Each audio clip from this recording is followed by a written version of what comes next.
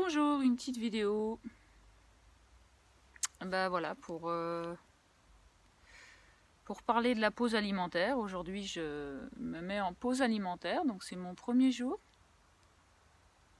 Alors bien sûr, j'en fais de façon régulière, à plus ou moins long terme. Et aujourd'hui, j'ai décidé, parce que j'en ai besoin, bien sûr, parce que l'alimentation m'alourdit, me met dans des schémas de pensée assez sombres, on va dire. Parce qu'en fait, des fois, je n'ai pas du tout besoin de manger, je n'ai pas faim du tout. Et je mange pour me remplir de quelque chose d'inconscient en moi. Et donc, je suis tout le temps dans un schéma, un cycle tournant sans fin. Un cercle vicieux d'habitudes qui me pèse dans mon énergie. Et en fait, lorsque je m'amuse à sortir de ces habitudes, parce qu'en fait c'est un jeu, je ne m'impose rien du tout, je m'amuse et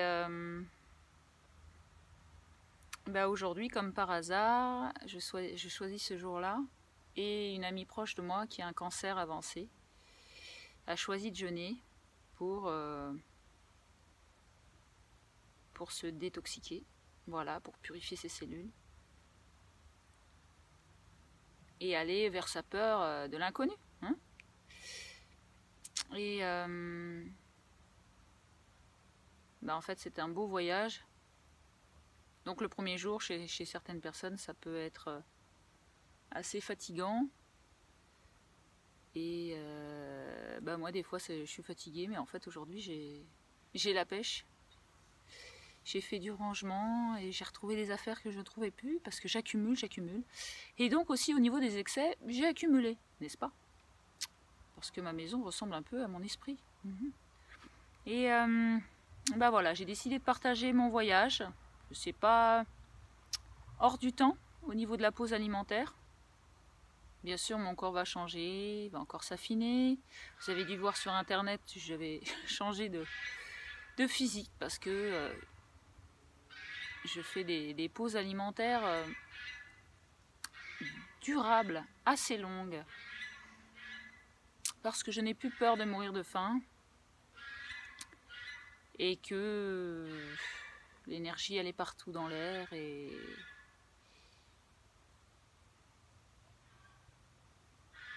je sais que la nourriture, nous en avons très très très peu besoin.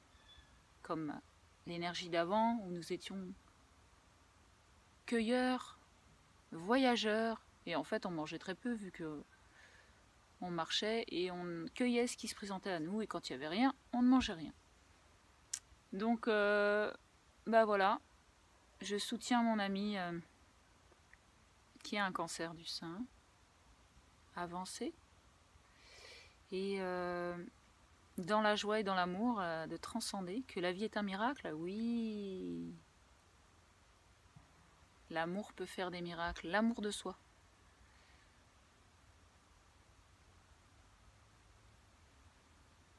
Apprendre à s'aimer dans d'autres schémas, parce que l'alimentation, je parle pour moi bien sûr, ça me permet de contrôler mes émotions. Vous voyez le physique que j'ai, je suis une contrôlante, bien carrée des épaules. Donc je veux contrôler l'extérieur, et en fait, lorsque je m'occupe de mon intérieur, je ne contrôle plus.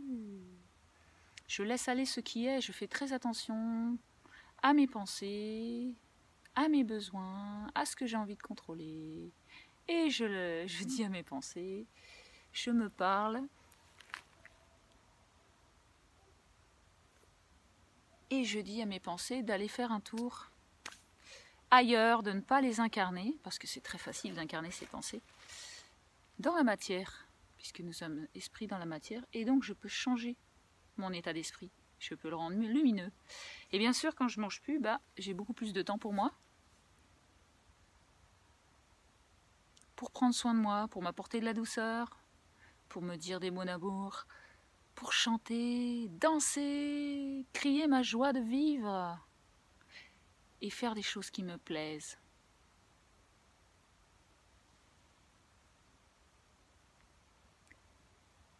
Voilà, et je remercie toutes les personnes qui font l'expérience de pauses alimentaires plus ou moins longues, qui sont dans l'énergie de changer ces schémas industriels, qui rapportent beaucoup d'argent à l'État, à l'industrie pharmaceutique et à tout ça.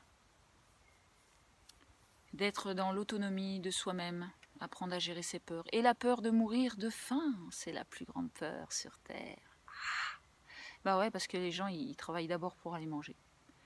Donc passe ton assiette à ton voisin. Tu verras, tu vas pas mourir de faim. Tu vas apprendre à respirer. Donc on va dire que la première semaine, les 3 premiers jours, c'est sentir le corps très acide, donc tous les excès et surtout les produits animaux qui rendent le corps très très très acide. L'acidose qui va se produire. Il peut y avoir des étourdissements, de la fatigue, des envies de vomir. Tout ça, c'est la détox. Et après, quand on a l'habitude, bah, on peut s'arrêter, reprendre, s'arrêter, reprendre. Le corps est habitué à ça. Après, l'esprit va se calmer. La respiration peut être difficile parfois. C'est pour ça que moi, chaque jour, je fais des exercices. Je vous montrerai dans d'autres vidéos. Je vais m'amuser à montrer un peu comment je progresse dans cet état lumineux d'amour et d'eau fraîche. Parce que je bois surtout les premiers jours où le corps libère les excès. Que dire de plus? Je vais faire une vidéo pas trop longue en fait. Voilà.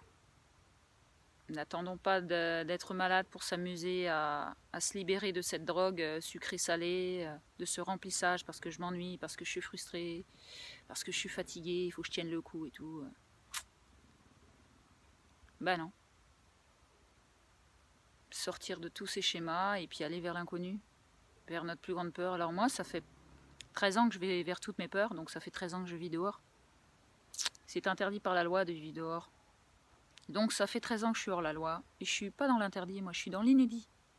Parce qu'en fait, derrière tous ces interdits, il y a une grande liberté. Eh oui, hein. La liberté, le bien-être, la joie, le partage. J'ai pas peur du chaos non plus.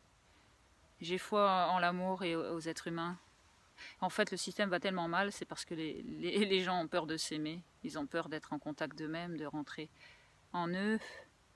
En fait, on est tous en manque d'amour de soi. Parce qu'en fait, on n'est jamais mieux servi que par soi-même. Et je souhaite qu'on apprenne à chacun à s'aimer, à se cajoler, à se parler, à dire nos frustrations et nos besoins à nous-mêmes et à se les apporter aussi, à être autonome et ne plus se servir de l'autre comme un objet, à nos propres désirs. Voilà pour une première. À demain.